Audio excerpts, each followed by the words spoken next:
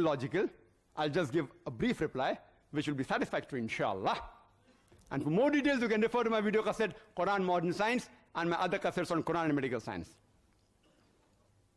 There were a group of Arabs who collected the data dealing in the Quran about embryology and the hadiths dealing with embryology, and they presented it to Professor Keith Moore, who was the chairman and the head of the Department of Anatomy in the University of Toronto in Canada. And at present, he is one of the leading scientists in the field of embryology. After reading the various translations of the Quran, he was asked to comment, and he said, most of the verses of the Quran and the Hadith are in perfect conformity with modern embryology. But there are a few verses which I cannot say that they are right. Neither can I say that they are wrong, because I myself don't know about it.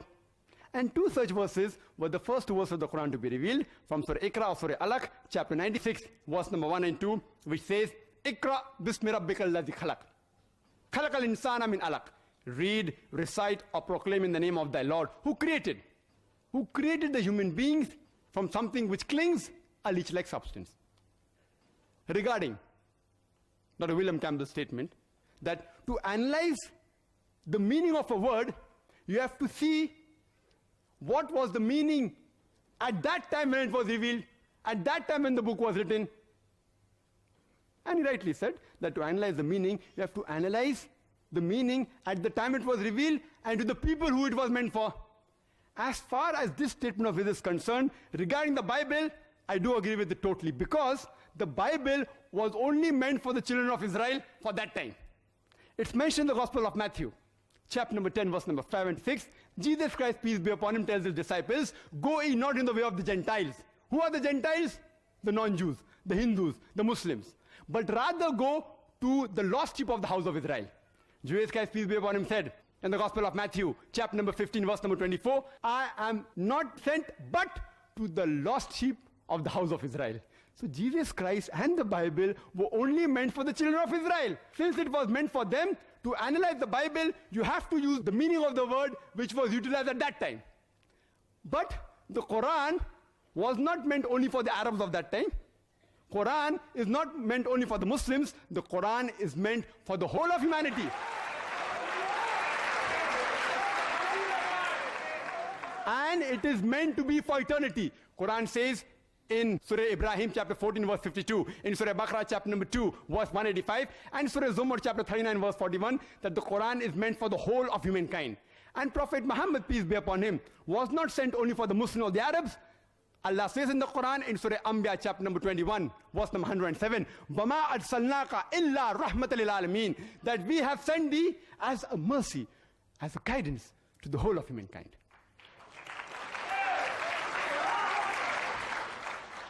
So as far as the Quran is concerned, you cannot limit the meaning only for that time, because it is meant for eternity. So one of the meanings of alaqa is leech-like substance or something which clings. So Professor Keith Moore said, I do not know whether the early stage of embryo looks like a leech. And he went in his laboratory and he analyzed the early stage of an embryo under a microscope and compared it with the photograph of a leech, and he was astonished at the striking resemblance.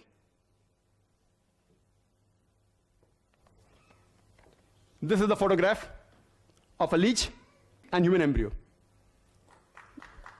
What Dr. William Campbell showed you is the other perspective of it. If I show this book, it looks like a rectangle. If I show you like that, it's a different perspective.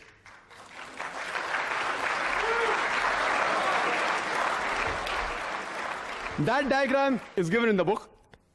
The diagram which you show on the slide is given there, and I'll deal with it inshallah. Professor Keith Moore, after about 80 questions asked to him, he said, if you would have asked me these 80 questions 30 years ago, I would not be able to answer more than 50%, because embryology has developed recently in the past 30 years. He said this in the 80s. Now, do we believe in Dr. Keith Moore, whose statement is available outside in the foyer? If video cassettes are available, this is the truth, Anna Haq, recorded statement. So will you believe Dr. William Campbell's personal conversation with Professor Keith Moore? or the one mentioned in this book with Islamic edition, as well as the photograph that I've shown to you. And in the video cassette available outside, you can see it. He makes those statements. So you have to choose which is more logical. Personal discussion with Dr. William Campbell, or his statement on video, like how Dr. William Campbell showed my video. 100% proof what I said. Moon is reflected light. I'll come to it later on. And whatever additional information he got from Quran and Hadith, it was incorporated later into the book, The Developing Human, the 3rd edition. And this book got an award for the best medical book written by a single author in that year. This is the Islamic edition that was put forward by Sheikh Abdul Majid Zindani and certified by Keith Moore himself.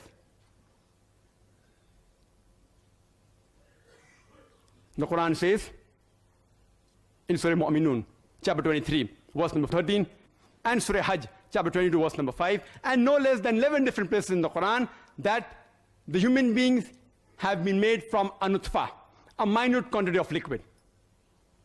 Like a trickle that's remaining in the cup, nutfa in Arabic, a very small quantity. Today we have come to know in one seminal emission, in which there are several millions of sperm, only one is required to fertilize the ovum. The Quran refers as nutfa. Quran says in Surah Sajda, chapter 32, verse number 8, we have created the human beings from solala. That means the best part of a whole. The one sperm which fertilizes the ova, out of the millions of sperm, the Quran refers to as sulala, best part of the whole. And Quran says in Surah Insan, chapter 76, verse number 2, we have created the human beings from nutfatin amshaj, a minute quantity of mingled fluid, referring to the sperm as well as the ovum. Both are required for the fertilization. The Quran describes the various embryological stages in great detail, of which the slides was shown to you by Dr. William Campbell. He helped me to complete this topic. It's mentioned in Surah Mu'minun, chapter 23, verse number 12 to 14. The translation is that we have created the human beings from a nutfa, a minute quantity of liquid, then placed it in a qarar-e-makin, a place of security. Then we made it into an alaqa, a leech-like substance, something which clings, a congealed clot of blood. Then we made that alaqa into a mudga, a chewed-like lump. Then we made the mudga into idama, bones. Then clothed the bones with lahm, flesh. Then we made it a new creature. Blessed be Allah, who's the best to create. These 3 verses of the Quran speak about the various embryological stages in great detail. First, the nutfa, placed in a place of security, made into an alaqa. Alaqa has got 3 meanings. One is something which clings. And we know that in the initial stages, the embryo clings to the uterine wall and continues clinging till the end. Point number 2, that it also means a leech-like substance. And as I discussed earlier, the embryo in the initial stages does look like a leech. Besides looking like a leech, it also behaves like a leech. It receives its blood supply from the mother, like a bloodsucker. And the third meaning, which Dr. William Campbell objected to, that is the right meaning, the congealed clot of blood, and that's why Quran has a scientific error. And I do agree with him that Dr. William Campbell didn't agree. He said, how can it mean a congealed clot of blood? Because this is the case, then the Quran is wrong. I'm sorry to say, Quran is not wrong. Dr. William Campbell, with due respect to him, he is wrong.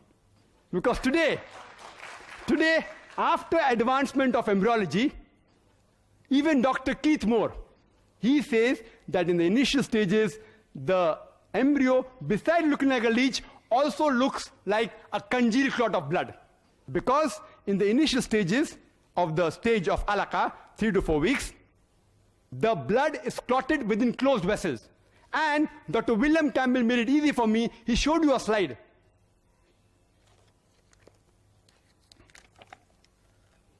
It will be difficult for you to see, but this is the slide he showed you. This is exactly what Professor Keith Moore said looks like a clot, in which the blood is clotted within closed vessels, and during the 3rd week of the embryo, the blood circulation doesn't take place. It starts later on. Therefore, it assumes the appearance of a clot. And even if you observe the conceptus, that's after abortion takes place, you can see it looks like a clot. Only one line answer is sufficient to answer all the allegations of Dr. William Campbell, is that the stages of the Quran, while it describes the embryological stages, is only based on appearance. Appearance. First is the appearance of a alaka, a leech-like substance, as well as a clot of blood. And Dr. William Campbell rightly said that some ladies come and ask, please remove the clot. It does look like a clot. And the stages are based on appearance. It is created from something which appears like a clot, which appears like a leech, and is also something which clings. Then the Quran says we made that alaka into a mudga, a chewed-like lump. Professor Keith Moore took plaster seal and bit between his teeth to make it look like a mudga. The teeth mark resembled the somites.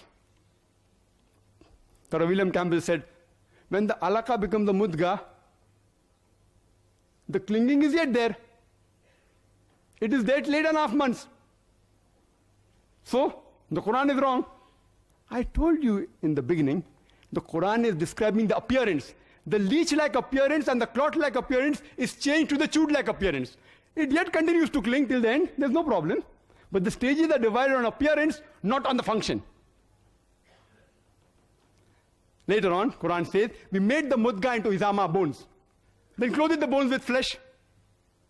Dr. William Campbell said, and I do agree with him, that the precursors of the muscles and the cartilages, that is the bones, they form together. I agree with that.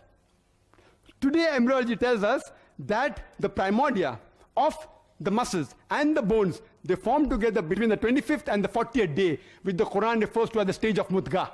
But they are not developed. They are not developed. Later on, at the end of the 7th week, the embryo takes form of human appearance. Then the bones are formed. Today, modern embryology says the bones are formed after the 42nd day. And it gives an appearance of a skeletal thing. Even at this stage, when the bones are formed, the muscles aren't formed. Later on, after the 7th week and the starting of 8th week, are the muscles formed. So Quran is perfect in describing first alaka, then mudga, then izaman, then clothed with flesh. And when they form, the description is perfect. And Professor Keith Moore said that the stages that how it is described in modern embryology, stage 1, 2, 3, 4, 5, it's so confusing. The Quranic stage on embryology, describing on the basis of appearance and the shape, is far more superior. Alhamdulillah. Therefore he said that I have no objection in accepting that Prophet Muhammad is the messenger of God and that this glorious Quran has to be a divine revelation from Almighty God. It's mentioned in Surah Nisa, chapter number 4, verse 56. It speaks about pain. Previously, the doctors, they thought that the brain was only responsible for feeling of pain. Today we have come to know, besides the brain, there are certain receptors in the skin which are responsible for feeling of the pain, which we call as pain receptors. Quran says in Surah Nisa, chapter 4, 56, that as to those who reject our signs, we shall cast them into the hellfire, and as often as their skins are roasted, we shall give them fresh skin so that they shall feel the pain. Indicating there is something in the skin which is responsible for feeling of pain, which the Quran refers to as pain receptors. Professor Tagla Tagashan, who is the head of the Department of Anatomy in Chiang Mai University in Thailand, only on the basis of this one verse, he proclaimed the Shahada in the 8th Medical Conference in Riyadh and said, La ilaha illallah Muhammad Rasulullah, that there's no God but Allah and Prophet Muhammad, peace be upon him, is the messenger of Allah. I started my talk by quoting the verse of the glorious Quran from Surah Fussilat chapter 41 verse 53, which says, Sanurihim ayatina fil afaqi wa fi anfusihim hatta yatabayyana lahum annahu al-haq awalam yakfi bi rabbika annahu ala kulli shay'in shaheed, that soon we shall show them our signs in the furthest region of the horizons and into their soul until it is clear to them that this is the truth. This one verse was sufficient to prove to Dr. Taghra Taghashan that Quran is a divine revelation. Some may require 10 signs. Some may require 100. Some, even after 1,000 signs are given, they will not accept the truth. Quran calls such people as, in Surah Baqarah, chapter 2, verse number 18, Summum, Bukmun, Umyun, Fahum la yarjiun. The deaf, the dumb, the blind, they will not return the true path. The Bible says the same thing in Gospel of Matthew, chapter number 13, verse number 13. Seeing they see not, hearing they hear not, neither will they understand. Regarding the other parts of embryology, I will deal in my rebuttal, inshallah, if time permits. I have to do justice to the other part also, regarding Bible and the right of science. At the outset, let me tell you that Quran says in Surah Ra'd, chapter 13, verse 38, that we have given several revelations. By name, only 4 are mentioned: the Torah, the Zabur, the Injil, and the Quran. The Torah is the Wahi, the revelation, which was given to Moses, peace be upon him. The Zabur is the Wahi, which was given to David, peace be upon him. The Injil is the Wahi, the revelation, which was given to Jesus, peace be upon him. And Quran is the last and final revelation, which was given to the last and final messenger, Prophet Muhammad, peace be upon him. Let me make it very clear to everyone that this Bible, which the Christians believe to be the word of God, is not the Injil which we Muslims believe was revealed to Prophet Jesus, peace be upon him.